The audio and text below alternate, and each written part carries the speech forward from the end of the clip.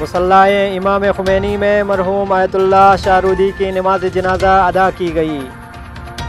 رہبر معظم اسلامی حضرت آیت اللہ العظمہ سید علی خامنہئی کی امامت میں آج صبح مرحوم آیت اللہ ہاشمی شاہ کی نماز جنازہ مصلی امام خمینی تہران میں ادا کی گئی، جس میں صدر مملکت حسن روحانی، پارلیمنٹ کے اسپیکر، عدلیہ کے سربراہ، اعلیٰ حکام، علماء کرام اور مذہبی شخصیات نے شرکت کی۔ روس نے یورپی ممالک کو تجویز دی ہے کہ توانائی کے شعبے میں مشترکہ تجارت کے لیے امریکی ڈالر کے بجائے یورو کا استعمال کریں۔ روس کی معاشی ترقی کے وزیر میکسم اورنگشین کا کہنا تھا کہ روس کی غیر ملکی تجارت بالخصوص یورپی ممالک کے ساتھ ڈالر میں ادائیگی کی سطح میں کمی آئی ہے۔ انہوں نے کہا کہ تیل، گیس اور خام مصنوعات پر یورو کرنسی میں تجارت سے ڈالر کی مانگ میں کمی آئی ہے، تاہم اس مقصد کے لیے مشترکہ تعاون اور کوششوں کو مزید فروغ دینا ہوگا۔ کرسمس کے موقع پر حملہ کرنے والے القاعدہ کے دہشت گرد گرفتار۔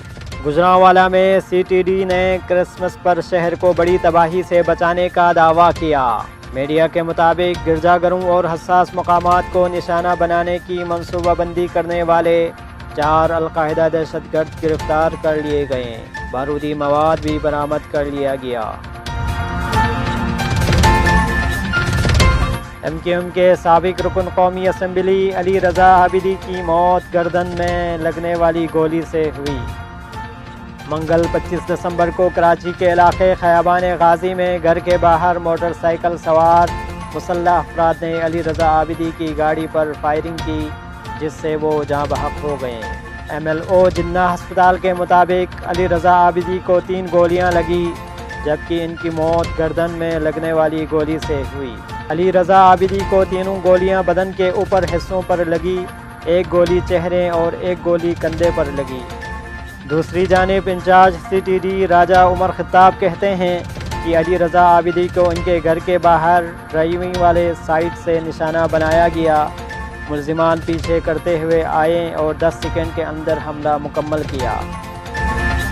علی رضا عابدی کی نماز جنازہ آج نماز ظہرین کے بعد ادا کی گئی۔ انچارج سی ٹی ڈی کے مطابق موٹر سائیکل پر سوار دونوں ملزمان انتہائی ماہر نشانہ باز تھے، جنہوں نے کیپ پہن رکھی تھی۔ نیشنل کاؤنٹر ٹیررزم اتھارٹی نے نشاندہی کی تھی کہ سیاسی قیادت کو جنوبی افریقی سیٹ اپ قتل کرنا چاہتا ہے۔ جنوبی افریقی نیٹ ورک کے راشد منہائی اور وسیم عرف قمر ٹی ڈی متحرک ہیں۔